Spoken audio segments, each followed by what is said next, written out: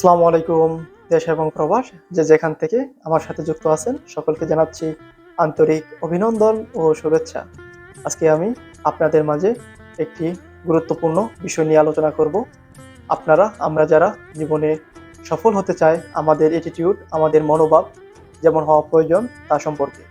আপনি যদি একজন সফল ব্যক্তি হতে চান, তবে আপনাকে অবশ্যই এমন অ্যাটিটিউড অর্জন করা প্রয়োজন। If one can do, I can do. যেটা অন্য কেউ পারে সেটা আমিও পারবো। আজকে আমি যে ফিল্ডেই আছি না কেন, দেখেন যারা এখন বর্তমানে সুপার সাকসেস অর্জন করেছে, তারাও কিন্তু প্রথম স্টেপটা এখান থেকেই শুরু করেছিল। তারা যদি পারে, তবে আমরাও পারবো। এখন বিষয়টা হচ্ছে আপনার মাইন্ড, আপনার অ্যাটিটিউড এইভাবে গঠন করে নিতে হবে। স্ট্রং মাইন্ডসেট, অ্যাটিটিউড গঠন করতে হবে। যে কাজটা অন্য কেউ করতে পারে সেটা আমিও পারবো। এখন বিষয়টা হচ্ছে, আপনি যদি আমাদের মাইন্ডসেট ওইভাবে গঠন করতে পারি, তার করণীয় কি? তার পরবর্তীতে করণীয় হচ্ছে, আমি যে ফিল্ডে পৌঁছাতে চাচ্ছি, আমাদের আগে যারা ওই ফিল্ডে পৌঁছিয়েছে তাদের পথ অনুসরণ করা, তাদের মতো ভালো স্কিল অর্জন করা।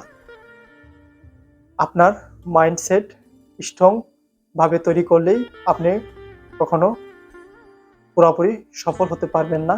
এর পরবর্তীতে আপনাকে আপনার স্কিল অর্জন করতে হবে।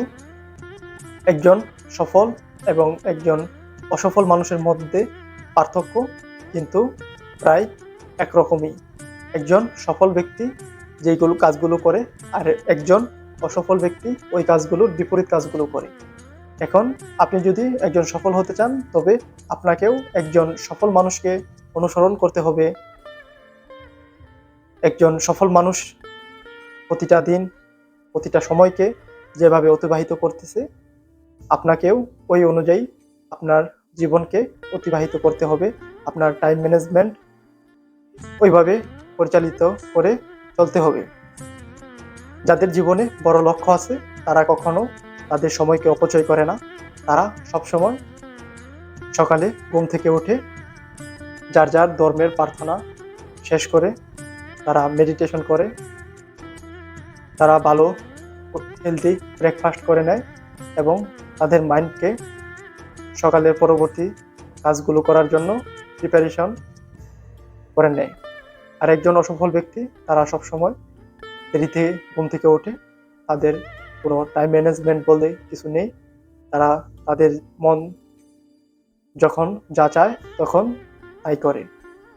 তাই আপনাকে একজন সফল ব্যক্তি হতে হলে প্রথমে আপনাকে আপনার স্ট্রং মাইন্ডসেট গঠন করতে হবে এবং আপনার জীবনকে ভালোভাবে টাইম ম্যানেজমেন্ট করে চালাতে হবে। এবং আপনি একজন সফল ব্যক্তিকে অনুসরণ করতে পারেন এবং তার জীবন লাইফ স্টোরি করে আপনি আপনার লাইফকে ওইভাবে পরিচালিত করবেন এবং আপনি আপনার ভিতরে এই জেদ রাখবেন যে যে কাজটা অন্য কেউ করতে পারে সেটা আমিও পারবো, এবং সেই অনুযায়ী আপনাকে সেই কাজে পৌঁছানোর জন্য যত স্কিল, দক্ষতা অর্জন করার, তা আপনাকে আপনার লাইফে টাইম ম্যানেজমেন্ট করে আপনাকে শিখে নিতে হবে। যখন আপনি আপনার দক্ষতা অর্জন করতে পারবেন এবং আপনার ভিতরে একটি স্ট্রং অ্যাটিটিউড থাকবে, তখন ইনশাল্লাহ আপনি একজন সাকসেসফুল সুপার হিউম্যান হিসেবে প্রতিষ্ঠিত হতে পারবেন। তাই পরিশেষে এটাই বলা যায়, একজন সফল মানুষ আর একজন অসফল মানুষের মধ্যে এটাই পার্থক্য। একজন সফল মানুষ যে কাজগুলো করে, একজন অসফল মানুষ যে কাজগুলোর বিপরীতটা করে। তাই আপনি একজন সফল মানুষের মতো আপনার লাইফ রুটিন ঠিক করে নেন এবং আপনার মাইন্ডকে একটি পজিটিভ স্ট্রং মাইন্ডে পরিণত করে ওই অনুযায়ী কাজ করতে থাকেন। ইনশাল্লাহ আপনি একদিন সফলতার চূড়ায় পৌঁছাবেন। সকলে ভালো থাকবেন, সুস্থ থাকবেন এই কামনায়। আল্লাহ হাফেজ।